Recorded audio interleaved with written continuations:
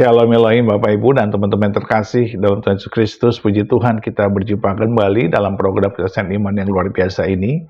Dan doa saya Bapak Ibu sehat, bahagia, dan dalam perlindungan Tuhan yang sempurna. Dan tentunya diberkati Tuhan berlimpah-limpah dan menjadi berkat besar bagi banyak orang. Puji Tuhan, puji Tuhan, puji Tuhan. Hari ini kita akan berjumpa dengan seorang ibu yang bernama Rini Chen. Ya, seorang Buddhis yang akhirnya bertobat lahir baru. Yang dahulunya beliau adalah seorang yang sangat benci kekristenan, sangat menganggap kekristenan itu sombong. Karena dia melihat orang-orang Kristen itu terlalu percaya diri bahwa keselamatannya itu sejati. Sehingga dia menjadi marah, dia kesal, dia benci, dan dia tidak suka kepada orang Kristen. Dia sangat antipati. Tapi apalah cur, anak-anaknya bersekolah di sekolah Kristen dan anak-anaknya senang membaca Alkitab. Dan ini sungguh sangat aneh dan ajaib. Dan ibunya menolak, membantah, dan melarang anak-anaknya supaya tidak membaca Alkitab. Tetapi tetap tidak bisa dilarang. Anak-anaknya senang kepada Alkitab. Dan anaknya menyatakan bahwa dia pengikut Yesus dan percaya Yesus. Dan menyatakan Yesus adalah Tuhannya. Dan anaknya berdoa supaya ibunya mengalami Kristus. Dan apa yang terjadi? Mari kita saksikan bersama-sama bagaimana kesaksiannya. Tuhan memberkati. Agama sebelah yang seluruhnya, hampir seluruhnya, bisa dikatakan seluruhnya deh. Jadi kita dari kecil itu sembahyang, terus kalau sakit juga biasanya kita minumnya yang dibakar, diminum gitu. Kalau masih belum sembuh baru kita ke dokter. Itu dari kecil udah biasa seperti itu, dan aku dibesarkan memang lingkungannya juga seperti itu gitu. Kayak di tetangga-tetangga juga rata-rata seperti itu deh, mayoritas gitu. Dan aku itu sekolahnya juga di sekolah Kristen dari SD, SMP, SMA. Jadi sekolah aku waktu dulu itu namanya Metodis. Metodis itu kalau teman-teman tahu, itu ada sekolah Kristen yang gerejanya itu GBI Bethlehem. Nah, jadi aku tuh dari kecil memang udah di sana nggak pindah-pindah sampai naik SMP, naik SMA. Aku nggak pindah-pindah karena aku sendiri yang males gitu pindah-pindah. Jadi dari kecil itu memang setiap Natal gitu pasti aku isi acara, dan setiap hari Kamis kalau di sekolahan itu pasti kita ada semacam kebaktian gitu, kebaktian wajib untuk murid-murid gitu. Jadi memang aku dari kecil itu udah diajarin tentang agama, tentang Alkitab segala macam, tapi satupun pelajaran di Alkitab, ayat-ayat Alkitab itu aku nggak ada yang nyantel gitu loh, karena ya memang aku tuh kayak udah di agamaku, ya udah gitu, aku nggak mau pindah-pindah dan tidak akan terpengaruh gitu. Mindsetnya udah seperti itu dari kecil. Tapi aku tuh suka banget lagu-lagu rohani gitu intinya, sampai dengan ya intinya aku tidak terpengaruh sampai dengan aku dewasa, sampai aku menikah. Aku menikah dulu kota kelahiran aku Palembang, dan aku menikah di Jakarta. Kemudian aku menikah juga di ikutin agamaku yang lama gitu. Lalu singkat cerita, aku melahirkan anak 2, 1 laki-laki, 1 perempuan. Nah, yang laki-laki ini jadi bersekolah di salah satu sekolah internasional di Jakarta Utara, itu SPH. Nah, SPH ini pasti rata-rata udah tahu ya, SPH itu sekolah Kristen. Nah, kenapa aku masukin, itu juga aku nggak ngerti ya, mungkin jalannya atau apa, aku juga nggak tahu. Jadi aku itu sebelumnya mau masukin, saat itu anakku yang cowok ini sekolah di tempat playgroup yang dekat rumah. Kemudian waktu dia keto, aku mau pindahin supaya tujuannya waktu ke SD nggak susah gitu loh. Jadi udah di keto aku pindahin dulu. Jadi waktu naik ya udah tinggal naik, gak usah tes-tes lagi gitu kan. Lalu aku daftarin di salah satu sekolah juga yang di Jakarta Utara di Pantai Indah Kapuk. Itu sempat ditolak. Terus kedua aku juga masukin di salah satu sekolah juga, di PIK juga, itu, yayasan Buddhis. Lumayan lumayan sekolahnya lumayan besar dan yayasan Buddhis, itu namanya Seci. Jadi itu juga ditolak, lalu pas saat itu aku terima broadcast-an SPH itu buka di Pluit. Nah, aku coba daftarin, akhirnya diterima. Singkat cerita, naiklah, udah SD, kemudian SD kelas 1 itu udah mulai pelajaran agama. Jadi pelajaran agama ini ternyata anakku ini namanya Daryl, ternyata dia itu sangat menyukai pelajaran agama, sampai gurunya itu,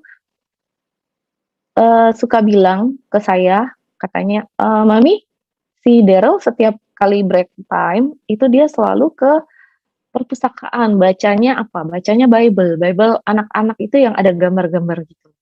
Nah, jadi aku tuh, "Oh iya, oke Miss, oke." Cuma di rumah aku tuh kayak kesel. Jadi, info aja nih, aku memang dari dulu itu aku sentimen sekali sama yang namanya agama Kristen. Bener-bener aku, nggak suka banget, karena menurutku orang-orangnya itu terlalu arogan gitu.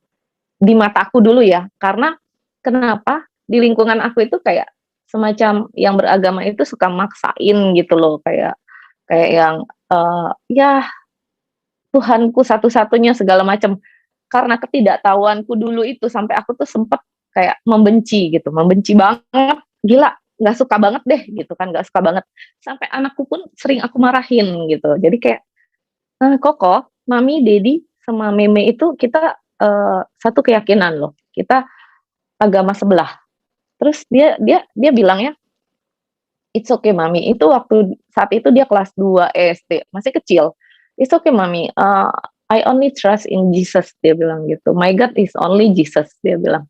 Oke, setelah itu aku jadi kayak bilang ke papanya bahwa, "Wah, ini anak gawat nih, dia anak cowok, anak nomor satu, nanti gimana?" Gitu loh. Kalau kalau di tradisi kita kan anak cowok itu harus kayak meneruskan, jadi kayak sembahyang leluhur segala macam gitu. Kebetulan orang tua saya yang laki-laki, papa saya tuh udah nggak ada.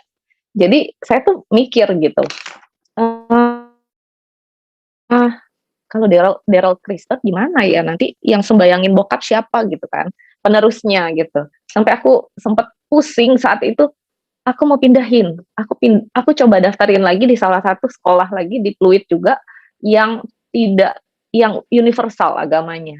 Ada salah satu, sekolah juga, kemudian itu dia kelas 3 naik kelas 4 ditolak juga.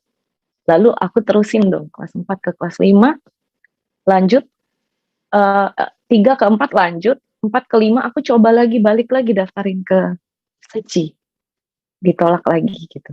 Jadi ya entah, aku juga nggak tahu, jalannya atau apa ya, aku juga nggak ngerti.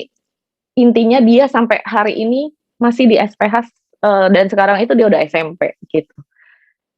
Jadi, long story short, kenapa aku bisa mulai-mulai galau itu karena anakku ini setiap hari dia selalu pulang sekolah itu selalu cerita tentang Jesus lah, terus dia suka cerita tentang Noah. Noah itu aku juga baru tahu, saat itu aku nggak tahu Noah. Noah itu apa, siapa, ternyata Nabi Nuh gitu.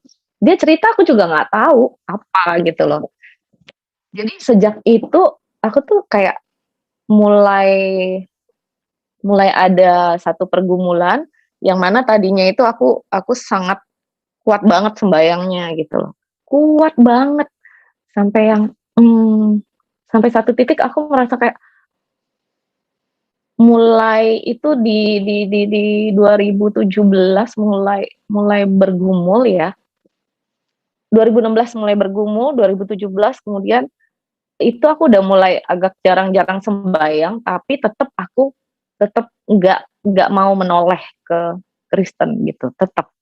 Sampai pada akhirnya di bulan Februari, ingat banget saat itu, Februari tahun 2017, itu aku mimpi, aku dapat satu mimpi.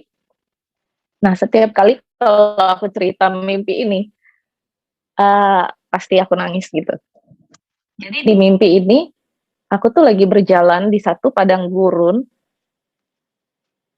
gurunnya luas sekali, ada jalan satu tapak, aku jalan ke depan, aku sedang jalan ke depan menuju ke sebuah vihara. Waktu aku berjalan, tiba-tiba aku mendengar satu lonceng lonceng gereja, kayak gereja, kalau dulu di sekolahanku itu sebelahnya kan gereja Katolik, gereja Pantekosta. Nah, sering banget denger lonceng seperti itu, dan di mimpi ini aku dengerin persis. Jadi lonceng itu sayup-sayup dari kejauhan, semakin aku melangkah semakin jelas, aku melangkah ke depan tapi suara dari belakang itu semakin jelas gitu loh. Loncengnya semakin jelas, kemudian aku penasaran, aku berbalik badan, saat aku berbalik badan, aku melihat sebuah gereja besar dan di atasnya ada tanda salib. Begitu aku lihat, itu sekujur tubuh itu kayak merasakan satu damai gitu loh. Cuma aku tuh tetap menemboki diri, tetap aku kayak, eee, waktu aku lihat sih memang, "Oh gila gereja," terus kayak damai. Tapi balik lagi aku langsung, "Ah enggak," aku langsung balik badan lagi, mau maju lagi. Begitu aku jalan 2 langkah, 3 langkah ke depan, tiba-tiba ada satu sosok putih turun dari atas, berjubah putih, rambut sebahu, dan yang mana aku yakin banget itu adalah Yesus. Dia berdiri tepat di depan aku, jarak sekitar 2 meter, 3 meter gitu ya. Dia berdiri tepat di hadapan aku tanpa berkata-kata. Dia tidak berkata-kata, dia hanya melihat ke arahku, tapi mukanya sangat bersinar silau, jadi aku nggak bisa lihat mukanya, tapi aku tahu itu Yesus. Karena begitu aku lihat dia, damai damai lebih damai lagi dari sebelumnya. Sebelum yang aku menghadap ke belakang, lebih lagi, berkali lipat damainya, dan kayak badan aku tuh, sekujur badan tuh merasakan yang tidak pernah aku rasakan gitu.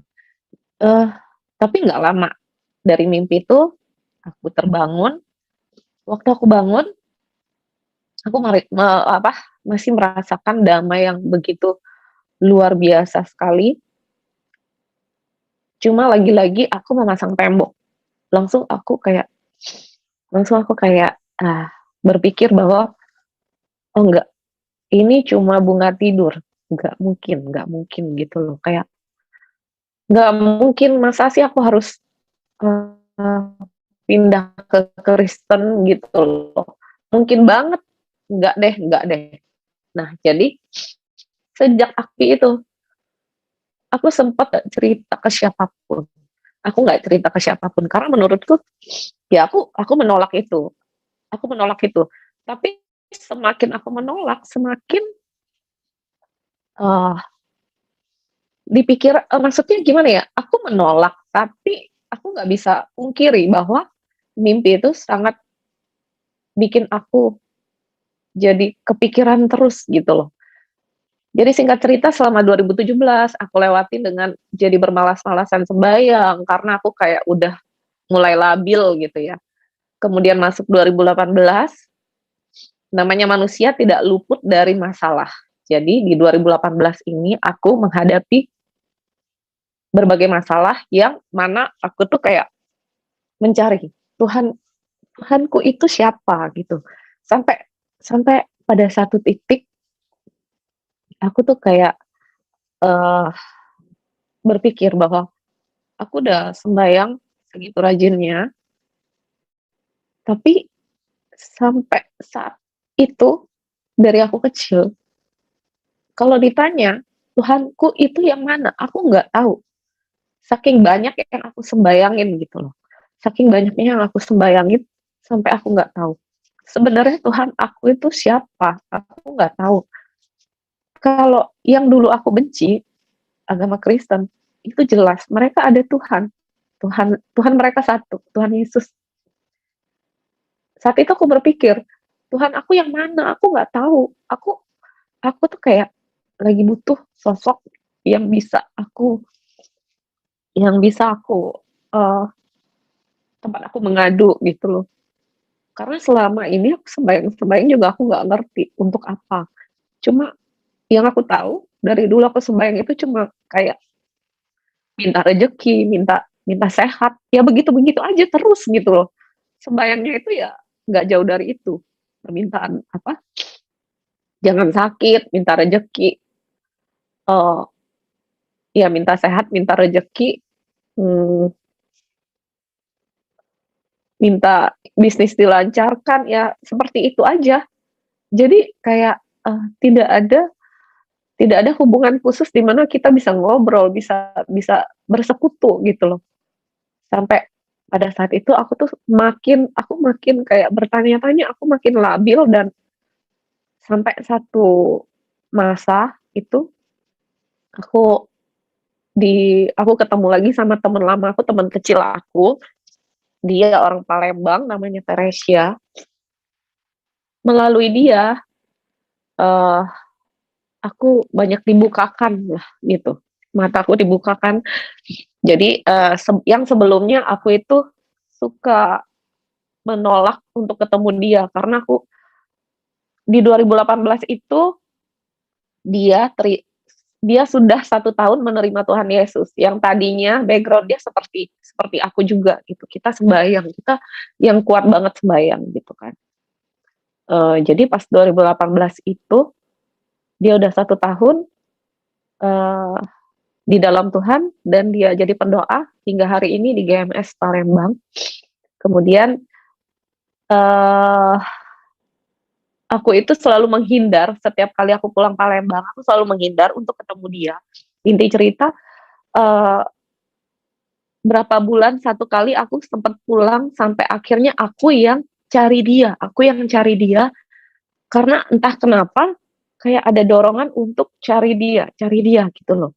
Tapi aku sempat maju mundur sampai akhirnya bener-bener aku ketemu di satu coffee shop yang mana, dia juga udah tahu kalau aku tuh sangat nggak suka kalau dia cerita tentang Tuhan.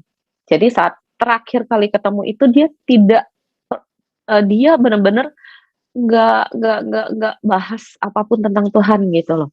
Justru aku yang kayak jadi kayak bertanya-tanya, aku pengen tanya, kayak ada yang dorong gitu loh.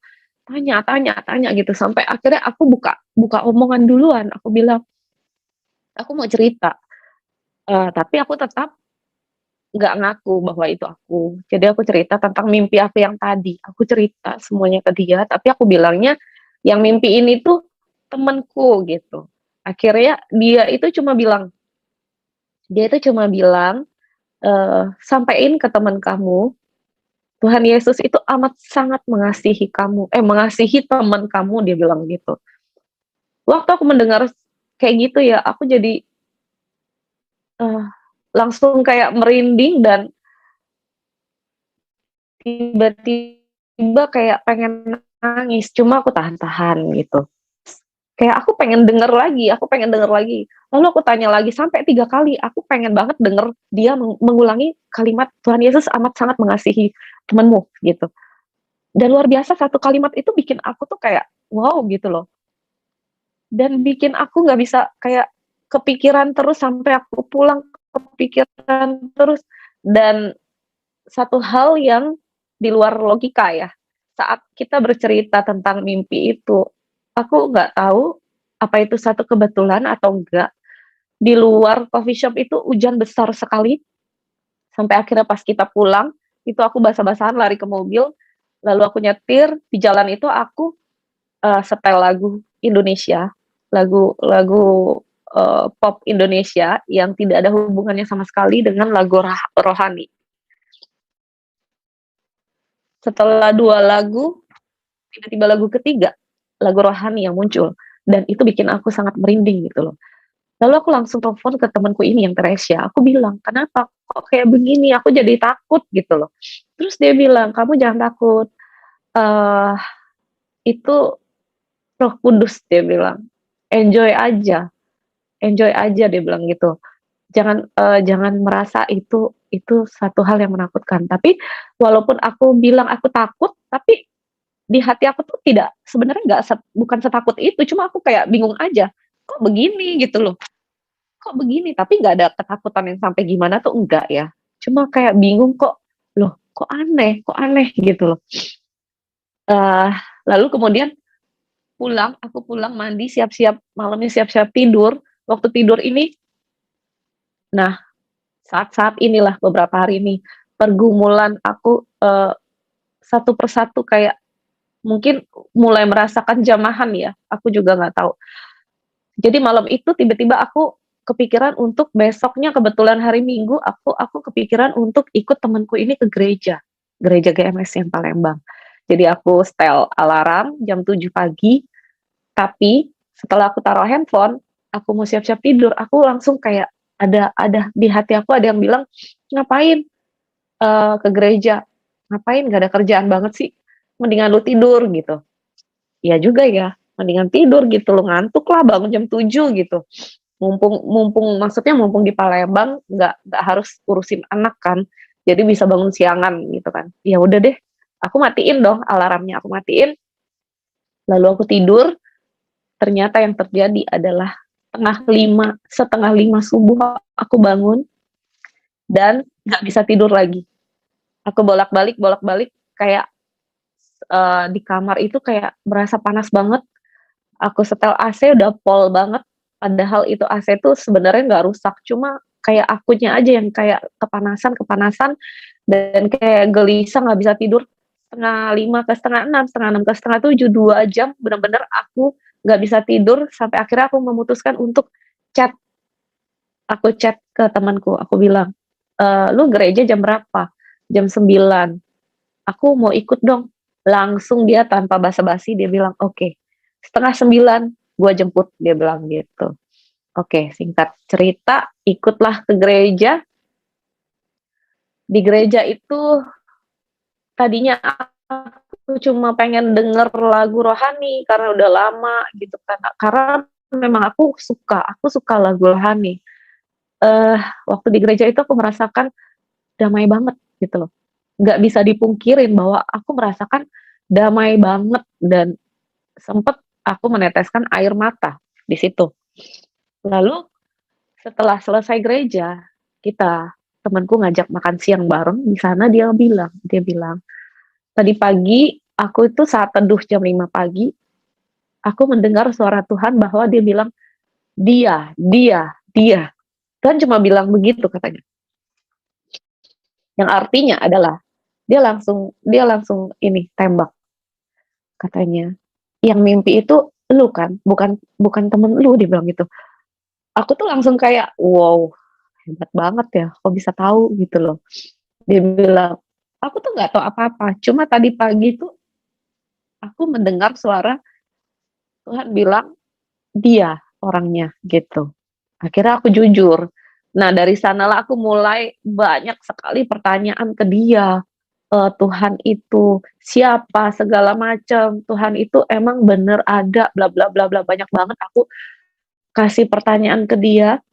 Dia cuma bilang satu kalimat, dia bilang, nanti malam sebelum tidur kamu doa dan kamu bilang begini, eh Tuhan, kalau memang kamu itu nyata, kasih aku pertanda gitu loh. Kasih aku pertanda bahwa Tuhan itu ada, Tuhan itu nyata gitu. Aku ikutin. Jadi malam itu sebelum tidur malamnya aku berdoa seperti itu dan terjadi lagi paginya aku bangun seperti yang tadi aku cerita, subuh aku bangun dan aku merasa bolak-balik kepanasan padahal AC-nya nggak rusak gitu. Aku cerita ke dia, dia bilang kamu itu lagi kepenuhan Roh Kudus, dia bilang gitu. Jadi sejak itu tuh aku kayak pengen ketemu dia terus, pengen pengen ngobrol tentang tentang Tuhan gitu, pengen banyak tahu gitu kan. Sampai akhirnya aku pulang ke Jakarta, uh, dan memang di sana itu di perjalanan pulang itu aku merasakan itu yang namanya kasih mula-mula, yang aku merasakan di sepanjang jalan aku menuju ke rumah itu, aku lihat dari mobil, jendela mobil aku lihat keluar itu kayak jalanan itu, ah, aku tuh kayak melayang-layang tapi indah gitu, indah banget rasanya kayak aku berada di satu tempat yang baru, tapi rasanya damai luar biasa, indah banget, sekeliling aku tuh indah banget gitu loh. Nah, itu yang aku baru ketahui adalah kasih mula-mula yang mana aku dari kecil, dari aku lahir sampai aku besar, nggak pernah aku rasakan, sama sekali nggak pernah aku rasakan. Sampai di rumah, orang pertama yang aku cari itu anakku yang cowok. Kemudian aku bilang ke dia, aku bilang, "Koko, eee, sekarang mami trust in Jesus." Terus dia sempat ngomel sedikit, dia bilang, "See, I know," dia bilang, "Mami tuh hate Jesus dari dulu," dia bilang gitu. Terus aku bilang ke dia, "Koko, mami tuh nggak pernah hate Jesus, tidak pernah. Tapi mami tuh nggak kenal, nggak kenal Jesus itu siapa. Jadi mami tuh selalu marahin Koko bukan berarti mami hate Jesus. Tapi sekarang mami uh, trust in Jesus." Terus aku minta, "Koko boleh nggak Koko doain mami," gitu loh. Yang aku tuh sangat amazed banget bahwa selama ini aku nggak pernah tahu dia itu bisa doa, nggak pernah tahu dan nggak pernah mau tahu, ternyata dia bisa. Dia doain aku saat itu dan dia bilang, eee, sem "Thank you God, mami healing dan mami tuh, kasih happiness," intinya gitu loh. Jadi aku tuh berpikir healing tuh healing apa? Mungkin ya sampai hari ini aku berpikir mungkin saat itu yang dia maksud itu selama ini aku tuh nggak kenal Tuhan. Jadi sekarang aku udah sembuh karena aku udah kenal Tuhan gitu. Itu yang aku tangkap sih. Lalu, singkat cerita aku ke gereja setiap hari Minggu itu di GMS Jakarta di Central Park dan aku, sampai hari ini juga aku tertanam di sana dan aku lumayan bertumbuh di sana. Cuma ya aku belum sempat pelayanan karena setelah aku, ikut kelas kelas untuk pelayanan udah lulus 2 kelas, kemudian sampailah pandemi gitu, Covid, jadi aku belum sempat pelayanan. Inti cerita, waktu aku balik ke Jakarta itu, aku minta ke teman Palembangku bahwa, aku tuh mau cari semacam komsel, tapi di sekitar rumah yang di Jakarta Utara, apakah ada? Tolong dicariin gitu loh. Lalu dari pihak gereja sambungin sambungin ke seseorang bernama Maria, dan yang mana Maria ini adalah teman kantorku sendiri, yang luar biasa Tuhan udah atur semuanya, yang aku nggak sangka-sangka ternyata teman kantor aku sendiri. Dia itu leader di salah satu sel group di dekat rumah gitu. Jadi intinya aku sampai hari ini bertumbuh di sel group itu di CG18 dan ya aku berterima kasih banget untuk leaderku juga, untuk GMS juga sampai hari ini aku masih ada di sini dan aku juga sekarang melayani punya satu ministry di Clubhouse yang baru banget di bulan Maret kemarin. Ya puji Tuhan berjalan lancar sampai dengan hari ini. Yang tadinya aku selalu berpikir aku itu nggak pernah layak gitu loh. Maria ini sering banget dia yang suruh aku untuk ikut kelas kelas MSC 1, MSC 2 kalau di GMS itu untuk bisa pelayanan harus lulus 2 kelas itu. Dan Maria ini yang selalu, bilang ke aku, mensupport aku untuk ikutlah ikutlah gitu. Tapi aku nggak pernah setelah kelas juga aku kayak setengah hati kayak niat nggak niat karena aku selalu kayak ketawa aja, "Enggak lah, aku nggak mungkin lah aku melayani, aku nggak mungkin lah pelayanan, buset," kayak aku tuh masih daging banget, aku masih manusia banget yang penuh dosa. Aku nggak mungkin lamar, pelayanan-pelayanan seperti itu nggak mungkin, aku selalu bilang gitu. Kemudian, eee, ini aku belum cerita ke ministry ya, lalu perjalanan tadi aku udah terima Tuhan nih, aku udah terima intinya aku tertanam di sel grupnya Maria ini, aku ikut 1 kali sel grup saat itu dan aku memutuskan langsung untuk baptis. Untuk baptis, Maria ini sempat bilang, "Kamu harus daftar dulu, nanti aku daftarin."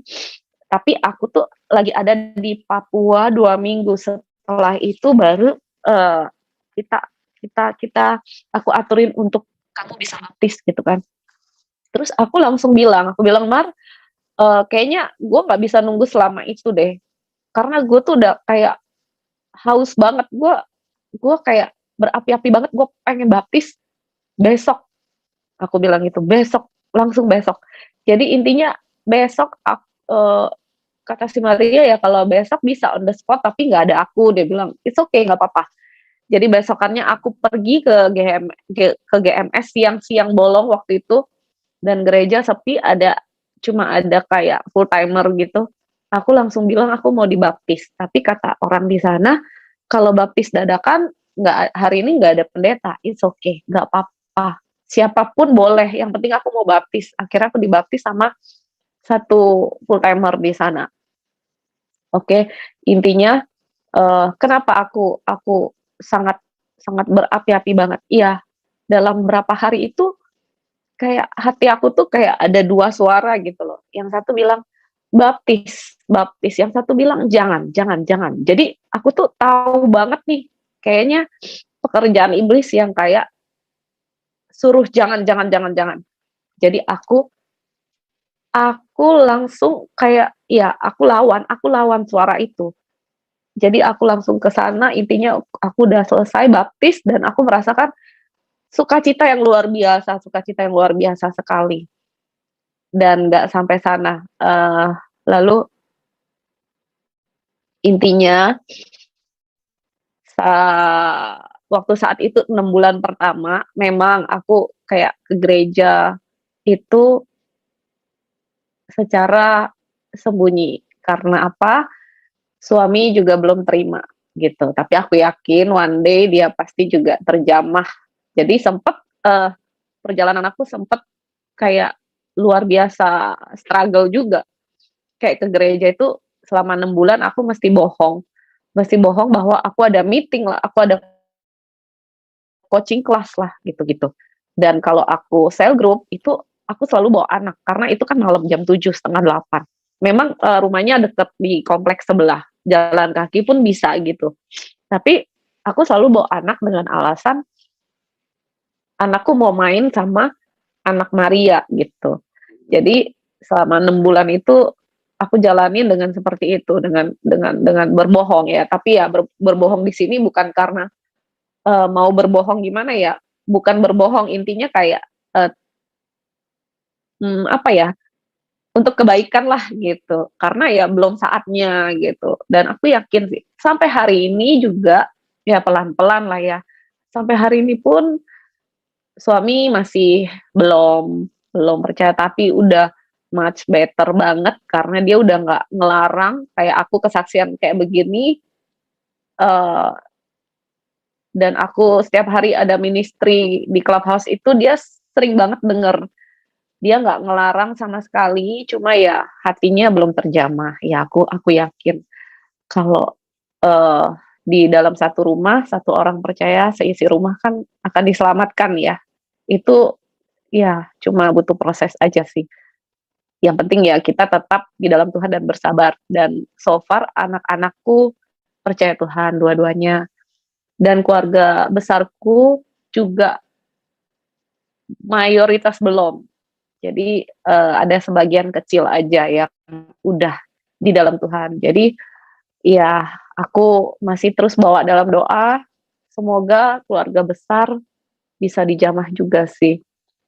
Jadi seperti itu, sampai akhirnya aku cerita sedikit tentang pelayananku yang sekarang, itu sampai pada seperti yang tadi aku bilang ya, setelah masuk Covid, gereja offline tutup, gereja online itu di 2020 aku mulai kayak bukan jadi menjauh, bukan menjauhkan diri, tapi mungkin ya namanya orang kalau kita nggak bangun hubungan, tidak bersekutu terus dengan Tuhan, lama-lama kita akan makin jauh, makin jauh, makin jauh. Dan memang ikut Tuhan itu nggak seperti yang tadi aku bilang kasih mula-mula yang indah, indah, betul, itu kasih mula-mula itu luar biasa tuh nggak akan bisa ditemukan kalau kita tuh nggak di dalam Tuhan, nggak akan bisa dimanapun itu. aku jamin nggak akan bisa ketemu perasaan seperti itu. Tapi kasih mula-mula itu, ya nggak seterusnya kayak gitu. Kita ikut Tuhan tuh, untuk kita naik kelas ya banyak rintangannya. Untuk kita naik level itu banyak sekali rintangan yang harus kita hadapi. Dan, nggak selamanya maksudnya udah ikut Tuhan, hidupnya langsung enak terus sampai selamanya, itu enggak. Itu namanya nggak bertumbuh dong ya. Jadi, intinya di 2020 itu aku sempet, menjauh dua temanku cewek-cewek. Saat itulah Tuhan aku yakin itu dibikin sama, yang melakukan iblis, tapi Tuhan mengizinkan karena Dia punya maksud di balik itu.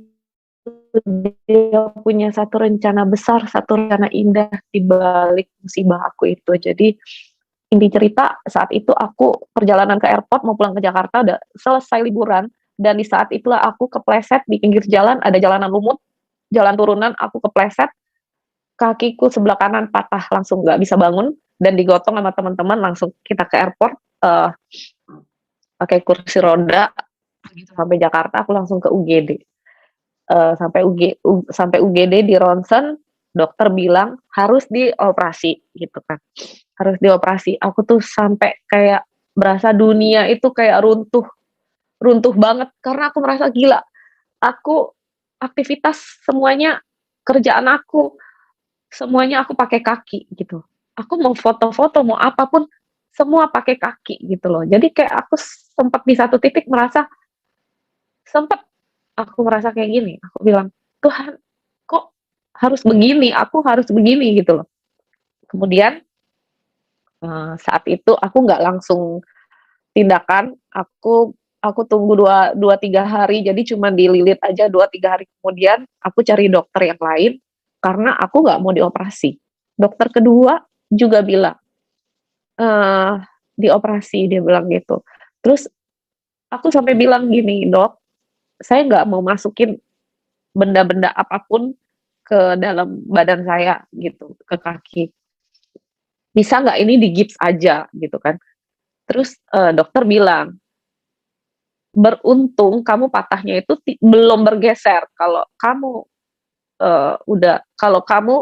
telat datang dan udah banyak dipakai kakinya, mungkin kemungkinan akan bergeser dan udah nggak bisa digips. Jadi kita, kalau memang ibu mau gips, ya kita coba gips, tapi penyembuhannya akan lebih lama," dia bilang, "lebih lama, mungkin bisa 3 bulan, 4 bulan," gitu, nggak bisa beraktivitas.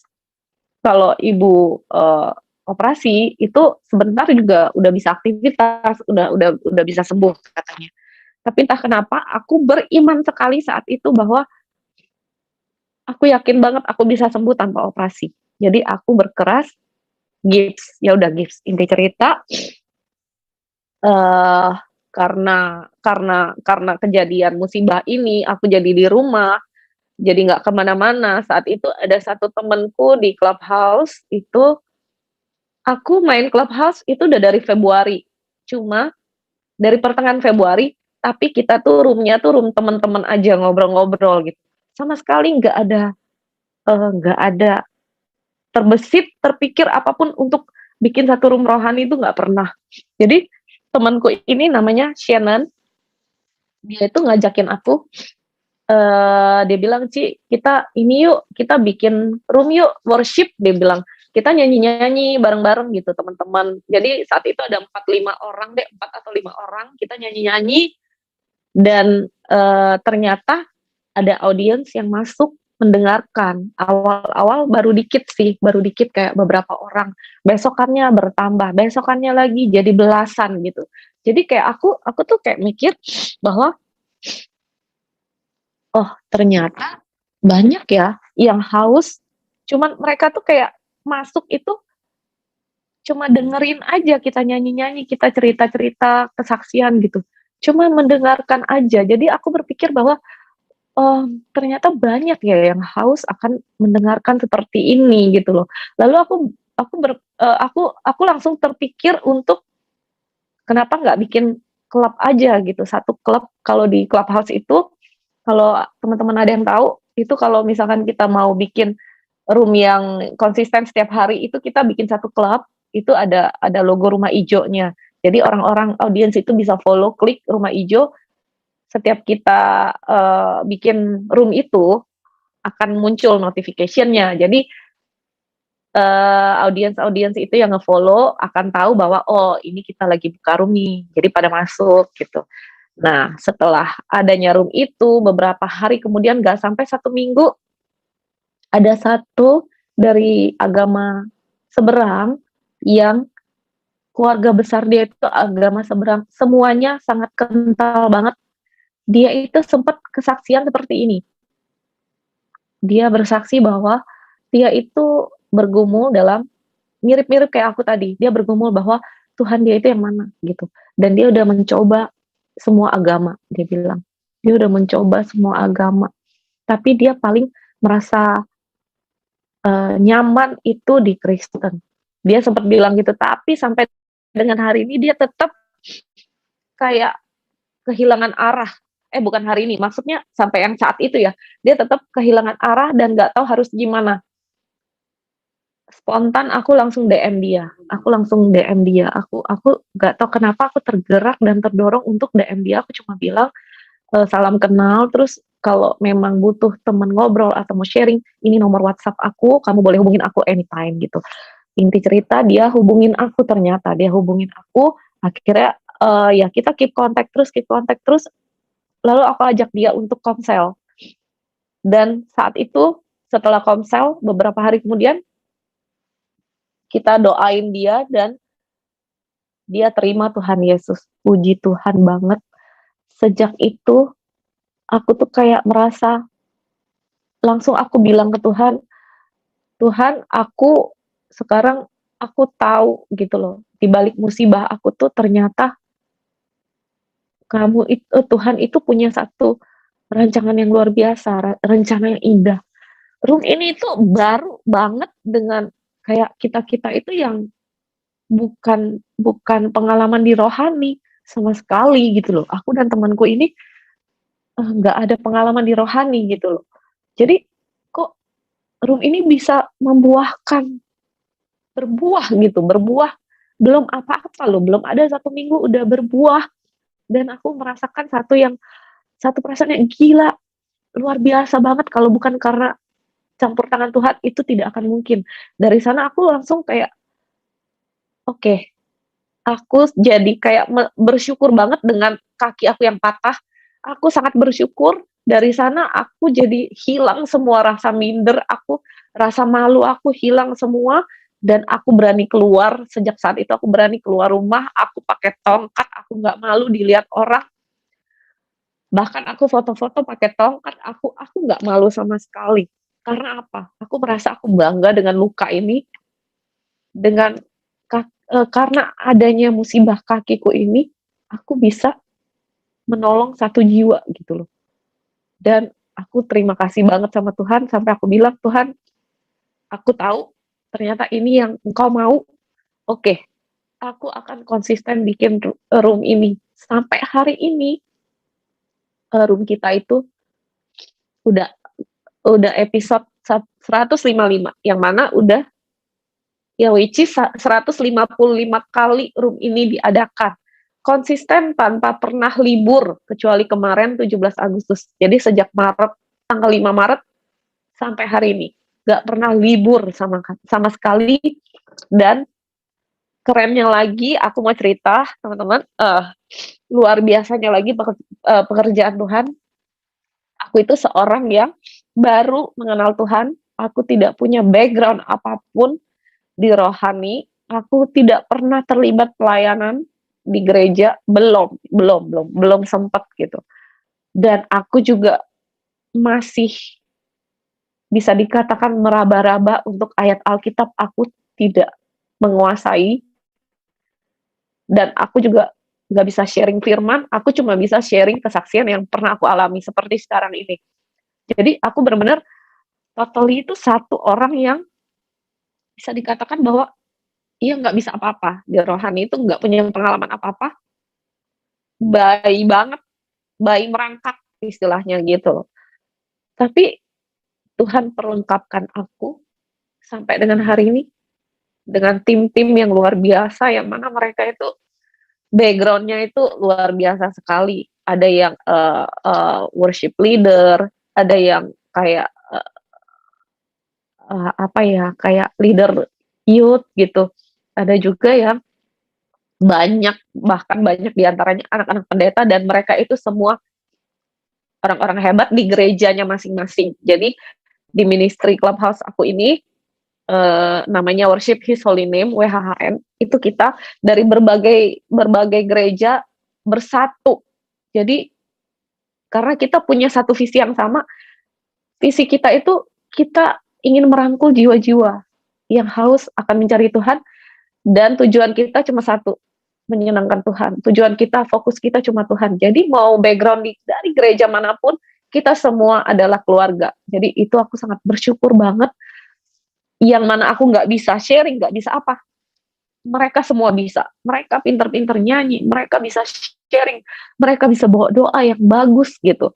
Jadi ya, yang aku mau sampaikan di sini adalah mungkin di antara teman-teman yang sempat merasakan dipanggil Tuhan nih untuk melayani.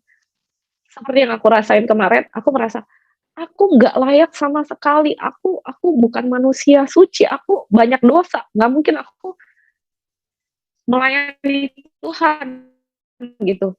Buktinya aku pakai Tuhan. Asalkan apa? Tuhan nggak minta kita itu pinter. Kita menguasai semuanya di bidang rohani. Tuhan nggak minta itu. Tuhan cuma minta hati kita mau atau enggak. Kita mau enggak? Kita mau melayani, kita tulus melayani, Tuhan akan perlengkapkan senjata perang. Seperti yang aku rasakan sampai hari ini. Dan kalau aku ceritain begini tuh amazing banget deh. Bener-bener amazing banget. Dari yang awal room itu gak ada siapa-siapa, gak ada tim, yang aku kelabakan kayak nge-DM-in temen-temen yang aku kenal satu-satu untuk ngebantu gitu. Bantu dong doa, bantu dong sharing, apapun boleh. Bantu dong nyanyi. Sampai aku pun juga kayak nyanyi-nyanyi, asal nyanyi aja, padahal nggak jago nyanyi gitu loh. Sampai dengan hari ini kita tuh udah rapi banget dan udah mulai masuk ke penyusunan struktur organisasi. Jadi kayak gila banget sih, pekerjaan Tuhan tuh luar biasa banget, yang kalau aku pikir lagi tuh nggak masuk di logika aku, seorang aku gitu loh, bisa Tuhan pakai sampai sebegininya. Tapi ya aku tetap tidak menganggap diri aku 100% lurus. Oh enggak, aku masih manusia kok. Aku masih manusia yang punya banyak dosa. Dan sampai hari ini pun aku masih merasakan bahwa aku tuh nggak layak. Selalu aku merasa nggak layak gitu. Cuma ya aku cuma punya satu keinginan, aku merangkul teman-teman yang belum, yang seperti aku dulu. Karena aku rindu banget yang belum merasakan seperti aku, kalian merasakan juga seperti aku. Karena apa? Aku kayak keluarga besarku juga banyak yang belum, suamiku pun juga belum, jadi aku sangat rindu sekali. Dan satu lagi yang menjadi penyesalan terbesar adalah papaku keburu udah meninggal, udah lama sih, 2005. Yang which is meninggalnya tidak di dalam Tuhan gitu loh. Jadi aku nggak mau ada terjadi seperti itu lagi gitu loh. Makanya aku kayak punya kerinduan yang besar. Itu aja sih. Mungkin sharing aku sampai sini aja kali ya. Kayaknya udah lengkap deh. Puji Tuhan. Ya, kesaksian yang sungguh memberkati kita semua ya, sahabat-sahabat Miracle. Dan luar biasa. Saya amazed dengan, selain Ibu berjumpa dengan sosok yang Ibu yakini itu adalah Tuhan Yesus, betul Bu ya? Yes. Saya juga amazed dengan doanya Koko gitu ya. Kalau tidak salah ada 3 Bu. 3 pokok doa dari doa. Iya, ada 3. Doanya ya, itu doa jadi apa ya? Healing kalau nggak salah, dan kedua itu untuk apa? Untuk dikasih perhatian begitu ya ke dia. Iya, dan ada bener. Satu lagi itu kan, doa, saya lupa itu ya. Dan luar biasa. Happiness untuk kebahagiaan. Happiness. Luar biasa Iya, Bu ya. happiness mami. Ya, Iya, doa yang tulus dari seorang anak dan luar biasa iya, sehingga membuat Ibu bisa tersentuh dengan doa ini. Nah, Bu, saya mau bertanya sedikit sebelum saya kasih ke teman-teman yang di Zoom.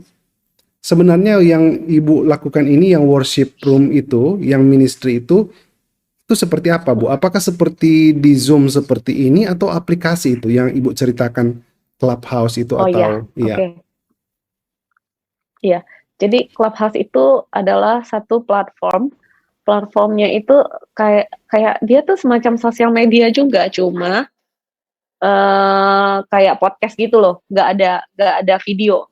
Jadi cuma ada foto kita, biodata kita isi, tapi terkonek dengan Instagram. Jadi kalau misalkan kita mau tahu ini orang siapa, itu kan di sana cuma ada profile picture doang. Tapi kalau kita mau tahu dia siapa, kita tinggal klik eh, dia punya Instagram, terkonek ke IG-nya, jadi kita tahu ini Iya, orang siapa gitu. Jadi di Clubhouse itu kita cuma bisa ngobrol-ngobrol.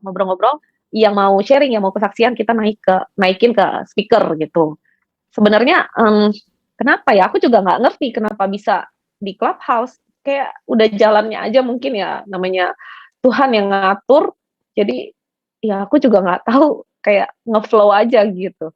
Tapi lumayan sangat wow sekali sih. Jadi waktu awal aku bikin klub itu nggak sampai 1 bulan, itu tuh udah kayak yang ngeklik itu rumah ijo di sana ya, berarti yang nge-follow ya, itu udah 1.000-an dan sampai hari ini udah 2.800 hampir iya, ya menuju 3.000. iya, Itu luar tuh biasa dalam ya. waktu nggak lama loh.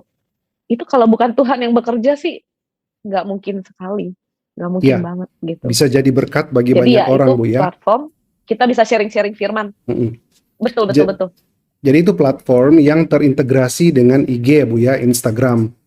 Iya, iya. Ya, dan orang bisa follow. Namanya apa tadi, Bu? Clubhouse. Oh, Clubhouse. worship His Holy Name. Kalau kita punya Worship His Clubhouse, Holy kita Name. punya, kita punya ini ya, room worship. Ya, luar biasa ya, sahabat-sahabat Miracle. Mungkin yang mau follow bisa ke Worship is Your Holy Name. His Holy Name. Worship is His Holy Name. Oke. Atau Ya, IG-nya, WHHN. ya, IG-nya Sama. Ibu Rini ya. Rini Chen, sambung Bu ya. Iya, disambung double Iya, N. siapa tahu Atau teman-teman juga mau melihat mm, keseharian aktivitas Ibu, bisa follow di Rini Chen. Ya, saya ada pertanyaan berikutnya Bu. Pertanyaan berikutnya nih, boleh. kan Ibu nih berarti dalam rumah tangga nih ada 2 agama ya, saya bisa katakan begitu Bu ya, 2 kepercayaan. Bagi dong Bu, bagaimana Ibu Iya. bisa mengatur ini sampai tidak terjadi apa ya, mungkin artinya begini, ada perbedaan dalam rumah tangga, dalam hal ini keyakinan, tetapi semuanya bisa berjalan dengan baik. Iya. Bagaimana cara Ibu mengaturnya? Mungkin supaya teman-teman bisa dengar, karena ini penting sekali juga buat untuk negara kita. Karena dari awal-awal keluarga itu, Iya. ketika kita bisa mengatur dengan baik hubungan perbedaan kita, nah ini tentunya akan menjadi lebih baik juga untuk hubungan berbangsa dan bernegara kita. Iya, Gimana ya? Itu juga kayak nggak gampang sih. Itu setengah tahun itu juga lumayan lama ya menurutku ya. Jadi kayak sering juga berantem gara-gara begitu. Sering. Jadi kayak aku tuh suka dibilang, dia suami tuh kayak nganggep aku tuh, kamu udah gila ya gitu. Sempet sih kayak gitu. Cuman aku iya, cuma mikir aja, ya dia nggak merasakan. Jadi kita kalau nggak merasakan sama seperti aku dulu. Dulu pun aku ngelihat orang yang berapi-api juga aku bilang dia gila gitu loh. mm-mm, Sama, karena kita nggak ngerasain gitu. Jadi ya aku maklum. Kenapa dia seperti itu ya aku maklum. Dan satu ketika pernah ribut besar lah, ribut besar gara-gara agama. Jadi aku tuh cuma bilang, ya kebetulan untungnya anak-anakku tuh support, jadi dia juga nggak bisa gimana gitu. Dan terakhir itu terakhir itu aku bilang ke dia, aku sempat bilang juga ke mertua gitu loh, aku bilang, "Masa untuk agama aja aku nggak boleh memilih yang mana aku mau?" Gitu loh. Akhirnya mungkin ya mertua ngomongin ke suami baik-baik, jadi dari sana dia udah nggak pernah larang sih. Dia cuma bilang, "Ya udah, dia nggak larang tapi jangan paksa dia," dia bilang gitu. Ya udah, it's okay, nggak paksa dia, tapi aku dengan cara masuknya itu kayak misalkan aku lagi worship room di Clubhouse, aku sengaja digedein aja volumenya gitu, Iya, biar dia denger kadang-kadang gitu. Dia denger denger denger, ya nggak apa-apa begitu aja, nanti ya biar Tuhan yang bekerja lah. Aku berpikirnya seperti itu aja. ya, Aku yakin kok one day. puji Tuhan ya Bu ya. Artinya ada saling Mhm, pengertian lah Bu ya, antara Ibu dengan iya iya. Bapak. Baik, kalau tidak salah ada satu lagu yang Ibu pernah dengar itu ya waktu masa transisi ya untuk percaya kepada Tuhan Yesus. Iya, Lagu apa itu Bu ya? Mungkin benar-benar. bisa dinyanyikan sepotong Bu bagian depan. Oh, ini, tunggu tunggu tunggu, ini loh, apa namanya, bukan Seperti Rusa, satu lagi, Pribadi yang Mengenalmu, yang ini loh, itu tuh aku sampai 24 jam aku dengerin terus, nggak lepas-lepas ini, AirPod tuh dari kuping tuh nggak lepas-lepas, makanya aku suka dibilang, "Kamu tuh udah gila ya?" Gitu. Kayak aku dengerin lagu itu tuh nggak berhenti-berhenti, aku replay terus, pokoknya nonstop. Itu lagunya yang, hanya engkau pribadi yang mengenal hatiku, itu loh. Judulnya itu kali ya, yang Pribadi yang Mengenal, Ya, itu. Jadi lagu itu tuh bener-bener jadi, aduh, memberkati aku banget deh. baik, puji Tuhan. Nah, sekarang kita ke sahabat-sahabat di Zoom ya. Barangkali teman-teman di Zoom ada yang mau bertanya. Silakan ya, bisa hidupkan sebentar kameranya dan kalau bisa ya hidupkan mic-nya dan kalau bisa kameranya. Ibu siapa nih yang mau bertanya? Ibu Kalimen lagi ya? Iya nggak apa-apa. Sebentar Bu ya. Ibu Kalimen ya.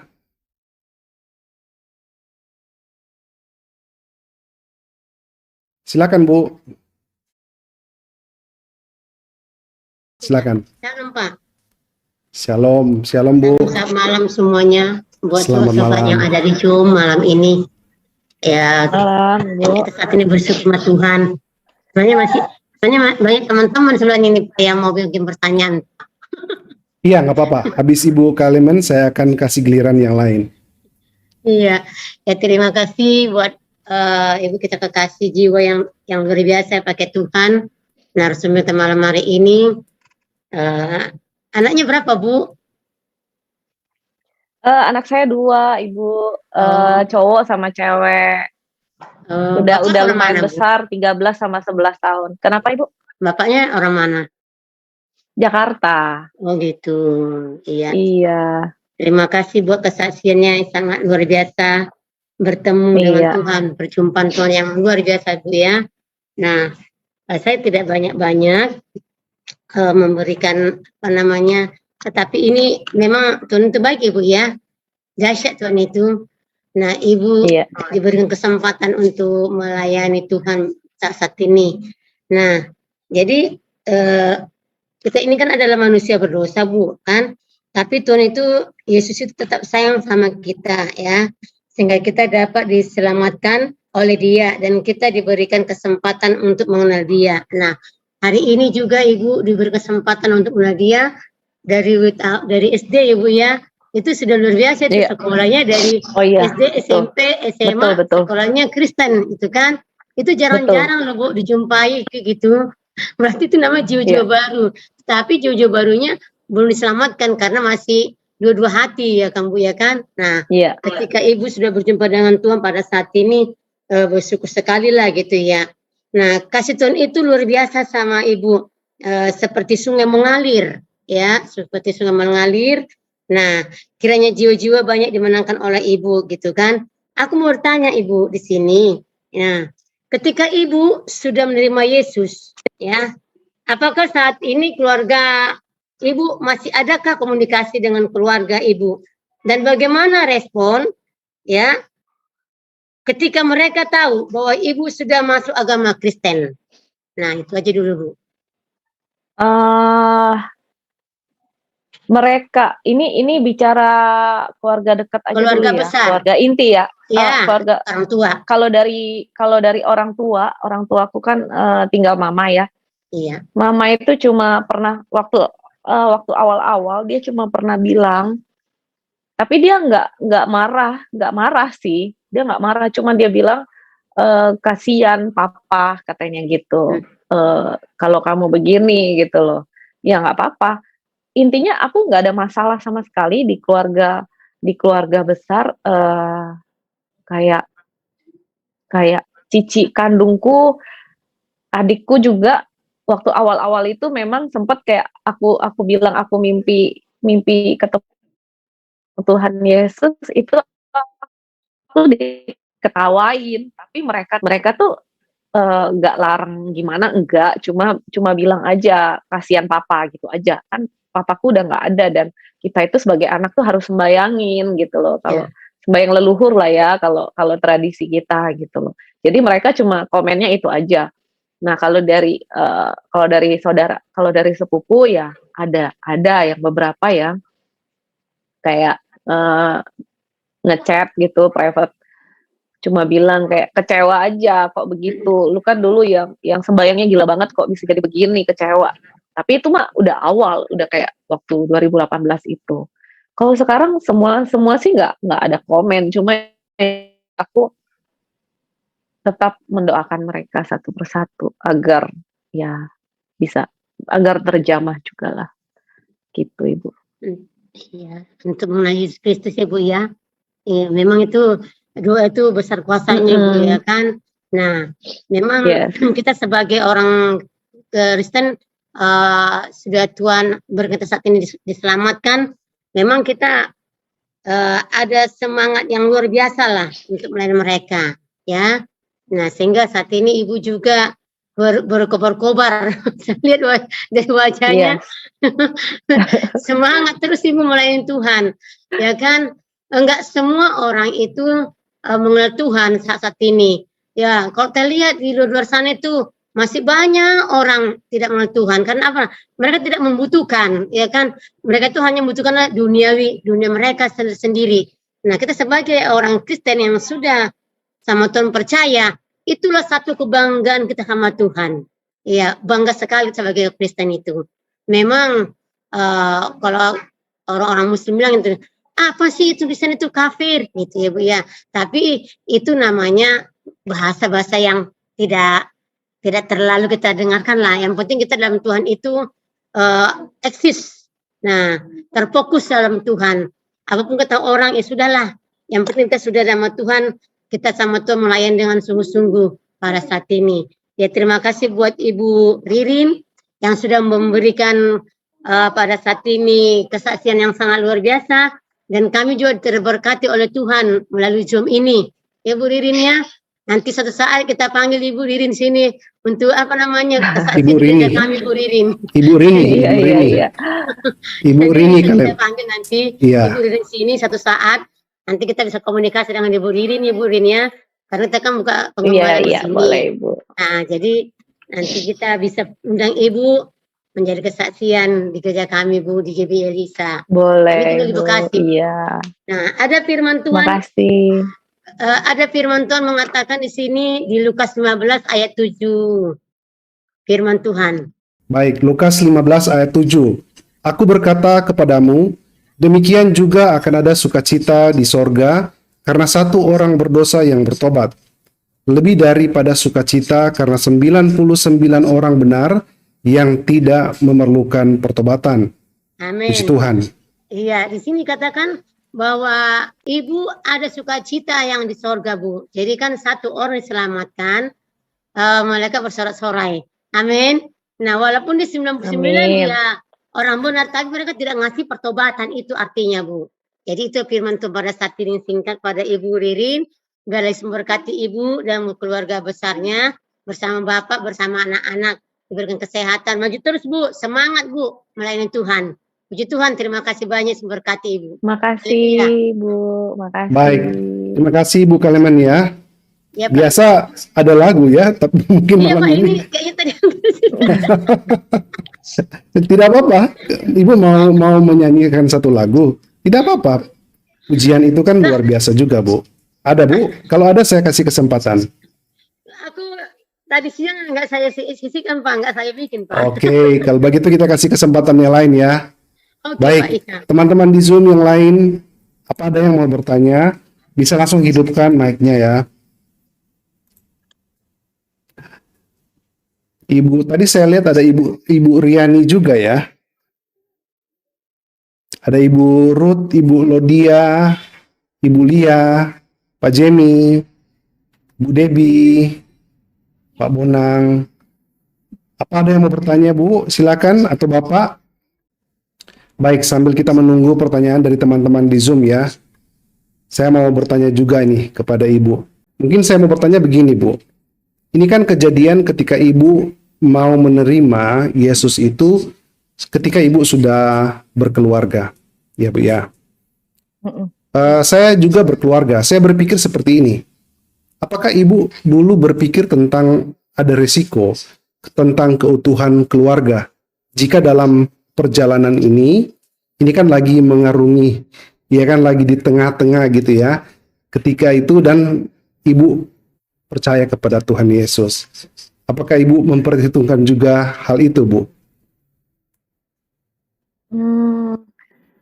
Saat itu ya memang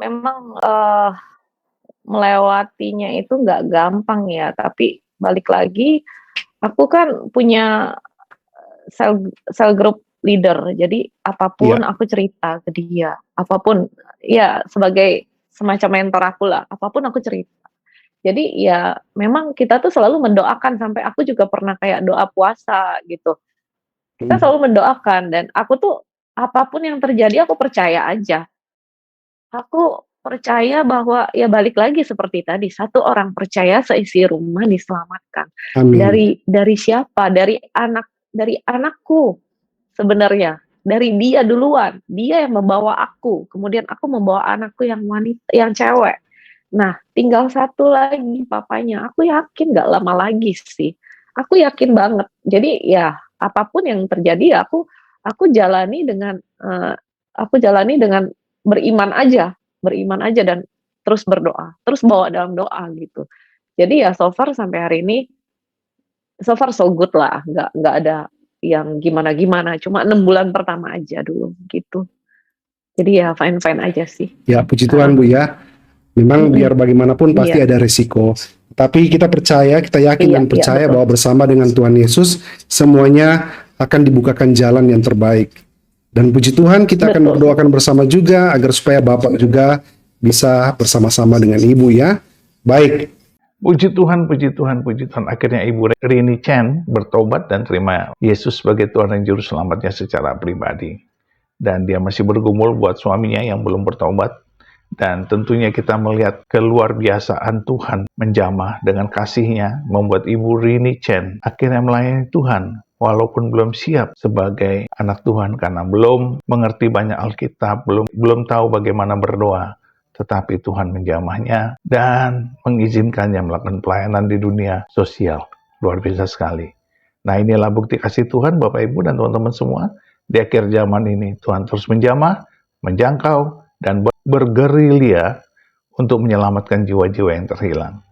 Dan kita adalah bagian dari rencana Tuhan untuk bersafaat, bersaksi, dan menjadi berkat bagi banyak orang, supaya nama Yesus ditinggikan, dimuliakan, dan mengalami kasih Tuhan ketika setiap orang kita doakan. Tetaplah setia, tetaplah percaya, tetaplah semangat di dalam Tuhan, dan teruslah relevan dengan rencana Tuhan. Tuhan berserta kita dan memberkati kita sekarang dan sampai selama-lamanya, di dalam nama Bapa dan Anak dan Roh Kudus, di dalam nama Tuhan Yesus Kristus. Haleluya, haleluya, haleluya. Amin, amin, amin, amin, amin, amin.